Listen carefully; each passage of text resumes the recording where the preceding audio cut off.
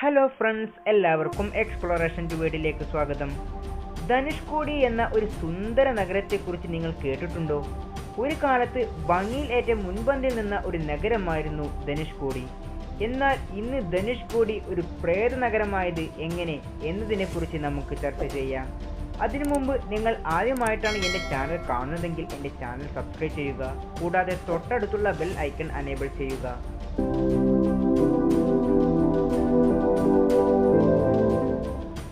ശ്രീലങ്കയിലേക്കുള്ള പ്രധാന കവാടമായിരുന്നു തമിഴ്നാട്ടിലെ ധനുഷ്കോടി. പുരാണ കഥകളാൽ സമ്പന്നമായ ഒരു ദ്വീപ്. ശ്രീരാമൻ സീതയെ വീണ്ടെടുക്കാനായി വാനര സൈന്യത്തിന്റെ സഹായത്തോടെ കടലിൽ ചിറകെട്ടി ലങ്കയിലേക്ക് പോയത് ഇതുവഴിയാണ്. റെയിൽവേ സ്റ്റേഷനും പോലീസ് സ്റ്റേഷനും സ്കൂളും പോസ്റ്റ് ഓഫീസും കടകളും എല്ലാം ഉണ്ടായിരുന്ന ഒരു ടൗൺ ആയിരുന്നു ഒരിക്കൽ ധനുഷ്കോടി.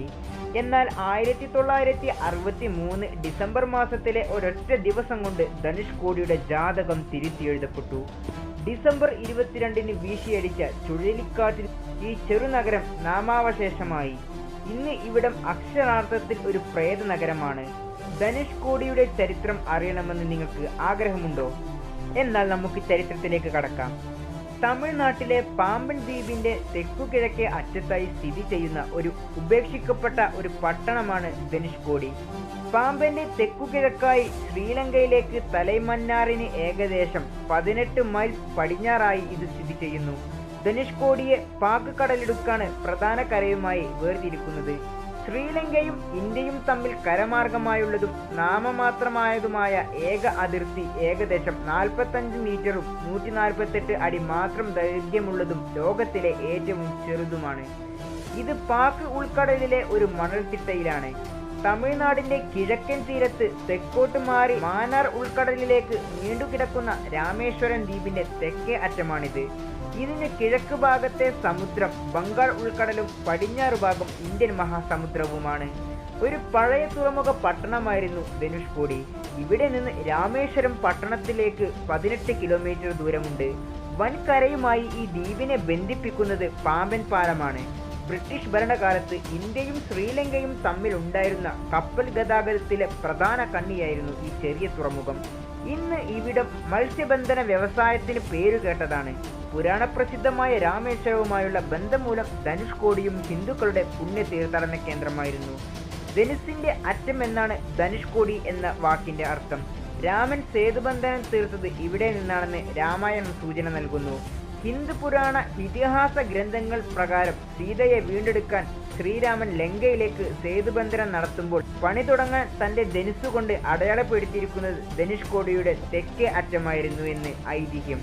യുദ്ധാനന്തരം തിരികെ വരുമ്പോൾ രാവണന്റെ സഹോദരനും തന്റെ ഭക്തനുമായ വിഭീഷണന്റെ അപേക്ഷ പ്രകാരം ഭാരത തീരത്തെ ലങ്കയുമായി ബന്ധിപ്പിക്കുന്ന സേതുവിന്റെ ഒരറ്റം ശ്രീരാമൻ തന്റെ ധനുസ്സിന്റെ അറ്റം കൊണ്ട് മുറിച്ചു കളഞ്ഞു. ലങ്കയിൽ നിന്നും രാക്ഷസന്മാർ തിരികെ ഭാരതത്തിലേക്ക് കടക്കാതിരിക്കുവാൻ വേണ്ടിയായിരുന്നു അത്. പൗരാണിക കാലത്ത് മഹോദധി എന്നറിയപ്പെടുന്ന ബംഗാൾ ഉൾക്കടലും രത്നാകരം എന്നറിയപ്പെടുന്ന ഹിന്ദു മഹാസമുദ്രവും സംഗമിക്കുന്ന രാമസേതുവിലെ പുണ്യസ്നാനം രാമേശ്വര തീർത്ഥാടനത്തിന്റെ ശ്രീരാമൻ നിർമ്മിച്ച രാമസേതുവിന്റെ ഏകദേശം 18 കിലോമീറ്റർ നീളത്തിൽ ശ്രീലങ്കയോളം എത്തുന്ന പാറക്കെട്ടുകളുടെ ഒരു പ്രധാന കരയിലെ മണ്ഡപത്തെയും ധനുഷ്കോടിയെയും ബന്ധിച്ച് ഒരു മീറ്റർ ഗേജ് പാത നിർമ്മിച്ചിരുന്നു. 1964 ചുഴലിക്കാറ്റിൽ പാമ്പനെയും ധനുഷ്കോടിയെയും ബന്ധിപ്പിച്ചിരുന്ന മീറ്റർ ഗേജ് പാത തകർക്കപ്പെടുന്നതുവരെ ചെന്നൈ എഗമൂർ മുതൽ ധനുഷ്കോടി വരെയുള്ള ട്രെയിനും അതിന് അനുബന്ധമായി ശ്രീലങ്കയിലേക്കുണ്ടായിരുന്ന ബോട്ട്മെയിൽ എക്സ്പ്രസ് സർവീസും നിലനിന്നിരുന്നു. ഇർവിൻ, ഗോഷൻ എന്നീ 2 ചെറിയ പാസഞ്ചർ ഫെറി ബോട്ടുകളാണ് അക്കാലത്ത് മദ്രാസിൽ നിന്നും മറ്റു പ്രദേശങ്ങളിൽ നിന്നും ധനുഷ്കോടിയിലെത്തുന്ന യാത്രക്കാരെ തലൈമാനറിലേക്ക് കൊണ്ടുപോയിരുന്നു. രാമേശ്വരത്തിന് ചുറ്റുമുള്ള തീരപ്രദേശം അത്യന്തം അപകട സാധ്യതയുള്ളതാണ്.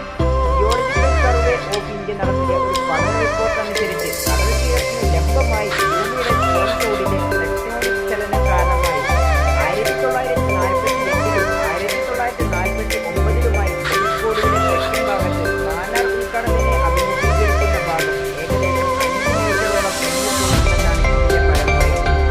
5 കിലോമീറ്റർ നീളത്തിൽ വടക്കിൽ നിന്ന് തെക്കോട്ട് 7 കിലോമീറ്ററോളം ദൂരത്തിലുണ്ടായിരുന്ന ഒരു ഭൂഭാഗം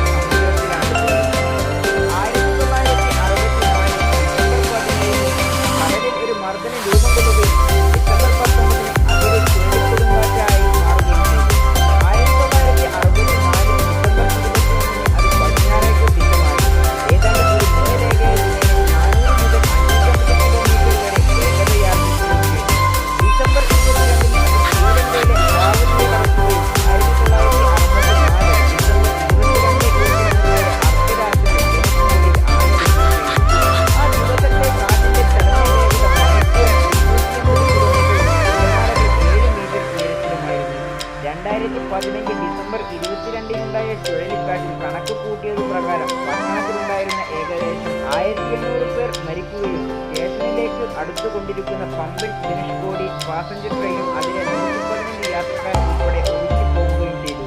പട്ടണം മുഴുവനായി ഒറ്റപ്പെടുകയും ഉപേക്ഷിക്കപ്പെടുകയും ചെയ്തു. ഈ പ്രദേശം ജീവിതയോഗ്യമല്ലാത്തതിന് മദ്രാസ് സർക്കാർ ധനുഷ്കോടിയെ ഒരു ഗോസ്റ്റ് ടൗൺ ആയി പ്രഖ്യാപിക്കുകയും ചെയ്തു. 2004 ഡിസംബറിലെ സുനാമിയുടെ കാലത്ത് ധനുഷ്കോടിയുടെ തീരത്തെ കടൽ 500 മീറ്ററോളം പിൻവലിയുകയും സമുദ്രത്തിലാണ്ടുപോയ പഴയ പട്ടണത്തിന്റെ ഭാഗങ്ങൾ ഏതാനും സമയത്തേക്ക് വെളിവാകുകയും ചെയ്തിരുന്നു. എന്നാൽ സുനാമി ധനുഷ്കോടിയെ ബാധിച്ചില്ല. വെള്ളം അല്പം ഉയർന്ന ശേഷം പിന്നിലേക്ക് പോകുകയാണുണ്ടായത്. പഴയകാല പ്രതാപത്തിന്റെ സ്മാരകശിലകളും ഏറി നിൽക്കുന്ന ഒരു ശവപ്പറമ്പായി ധനുഷ്കോടി ഇന്നും ഒരു ഭീതിയോടെയാണ് ആളുകൾ നോക്കിക്കാണുന്നത്. അതുകൊണ്ട് തന്നെ അക്ഷരാർത്ഥത്തിൽ പറയുകയാണെങ്കിൽ ധനുഷ്കോടിയുടെ അന്ത്യം ഒരു അത്ഭുതം തന്നെയാണ്. ഇന്നത്തെ വീഡിയോ നിങ്ങൾക്ക് ഇഷ്ടമായെന്ന് കരുതുന്നു. കൂടാതെ നിങ്ങളുടെ കമൻറ്റുകൾ രേഖപ്പെടുത്തുക. മറ്റൊരു പുതിയൊരു വീഡിയോയുമായി നമുക്ക് വീണ്ടും കാണാം.